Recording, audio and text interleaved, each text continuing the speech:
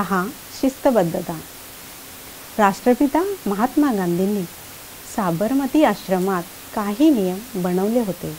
तेथे एकाच वेळी एकत्र बसून सर्वजण भोजन करत असत. जो व्यक्ती जेवणाच्या वेळी भोजनालयात उपस्थित नसे त्याला बाहेर व्हरांड्यात वाट बघावी लागायची. आतून दरवाजा बंद असायचा. सगळ्यांचे जेवण झाल्यावर त्याला एकटे बसून जेवण करावे लागले.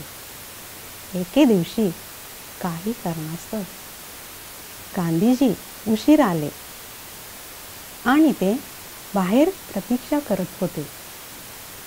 एका सेवकाने खिडकीतून गांधीजींना बाहेर उभे असलेले बघितले. त्याने ताबडतोब दरवाजा उघडून गांधीजींना आत येण्याचा आग्रह केला. परंतु गांधीजींनी ते मान्य केले नाही.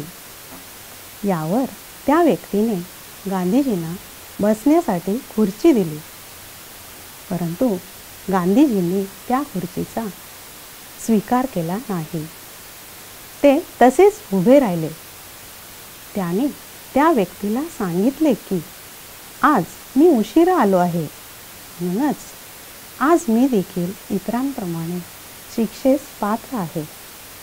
यामध्ये कोणतीही सूट दिली जाणार नाही.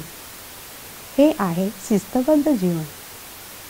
अशा दृढनिश्चयी महापुरुषाचा जन्म 2 ऑक्टोबर 1869 गुजरातमधील पोरबंदर येथे झाला होता. जीवनभर संपूर्ण विश्वातील लोकांसाठी सत्य आणि अहिंसेचा मार्ग दाखवणाऱ्या या महापुरुषाचे 30 जानेवारी 1948 निधन झाले. प्रयोग 1. शिस्तीचा अर्थ आहे व्यक्तिगत अथवा सामूहिक रूपात जे संकल्प केले जातात अथवा वचन दिले जाते त्याप्रती दृढ राहायला हवे. 2. कोणत्याही परिस्थितीत आपल्या नैतिक सिद्धांतांचे उल्लंघन करू नये.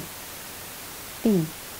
शारीरिक, मानसिक, बौद्धिक आणि आध्यात्मिक अभ्यास नियमित करत राहिल्याने जीवन शिस्तबद्ध होते.